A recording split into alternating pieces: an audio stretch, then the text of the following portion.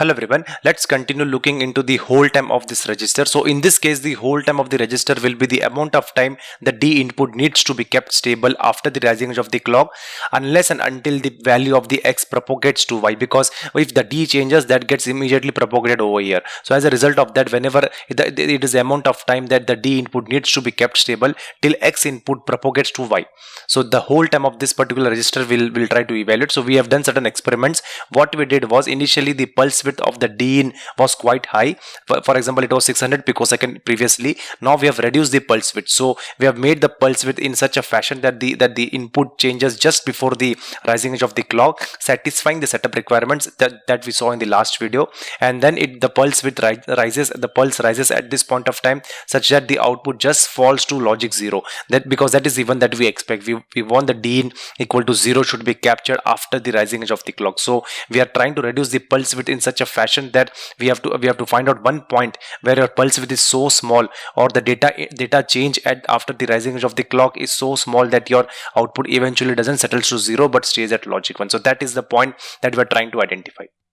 So in this case, with the pulse width of 75 picosecond, we have some value of time. The data is changing after the rising edge of the clock, but after the rising edge of the clock, you see a faithful capture of the data at the Q pin. So this is fine. We are well within the hold limits, or we are changing the data outside the hold time value.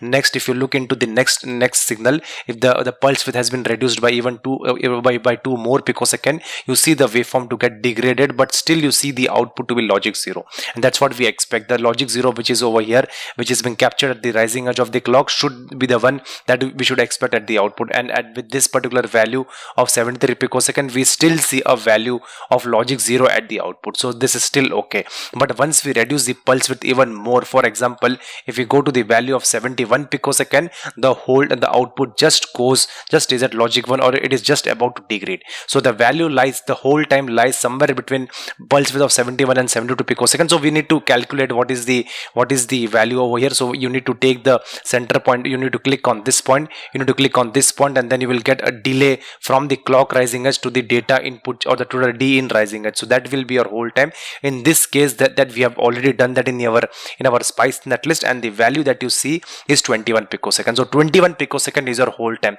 You need to hold your D input pin at least for 21 picosecond for the output to not change. Okay, so that's basically the whole time value. So this becomes the whole time of the TSPC register, and let's note that.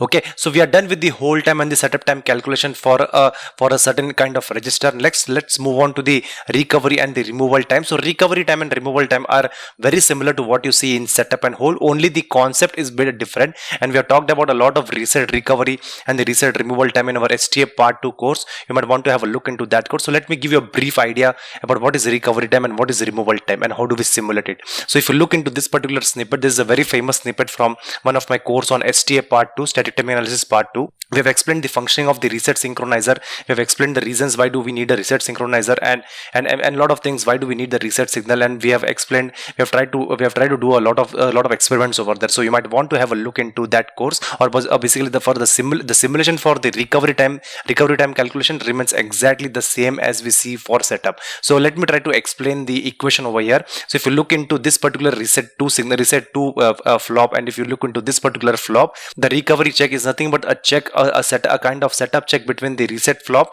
and the reset pin of this particular flop. So the flops, along with the DQ and the clock pin, they have a set and the reset pin. So the reset recovery check is the check between that flop and the set pin on the reset pin of this particular flop. So things remains the same. Theta plus delta 1, basically delta 1 is your launch clock network delay. Theta is nothing but the clock to Q plus the combinational delay, should be less than T plus delta 2. T is your clock period, as we have seen in earlier cases. T is your clock period, which is 1 nanosecond in this case, plus delta 2 is your capture clock network delay, minus LRCT. So in this case, it is called as minus library recovery time. Initially this was the setup time, now it is called as the library recovery time. That's the only change between your setup check and the recovery check. The terms has been changed, the concept is changed. That's why this kind of checks are bucketed into a recovery check, or the reset recovery check and the reset removal check. So these checks are mainly related to the asynchronous and data check. So the reset check and the recovery check, we have talked in detail why do we need the reset check, along with the scenario where we have explained in the STA part 2 course. So you might want to have have a look into that course. The only change is the setup time is being now replaced by a library recovery time.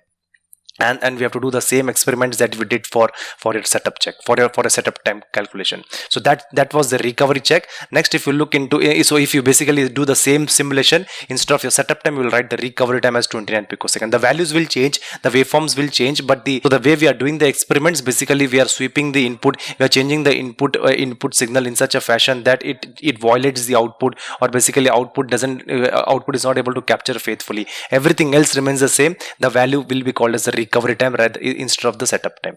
So that is basically the recovery time. Next, we have the removal time also. It's very similar to what we call as the hold time. So it's called reset removal check. The equations and all, everything remains the same. It's again the check between the reset flop and one of the flops in the main circuitry to which it is trying to reset. The equation is theta plus delta 1, which is again your combinational delay plus clock to queue delay plus launch load network delay should be greater than your LRLT. Now LRLT is library removal time, which is nothing but very similar to what we saw in the hold time just few videos back.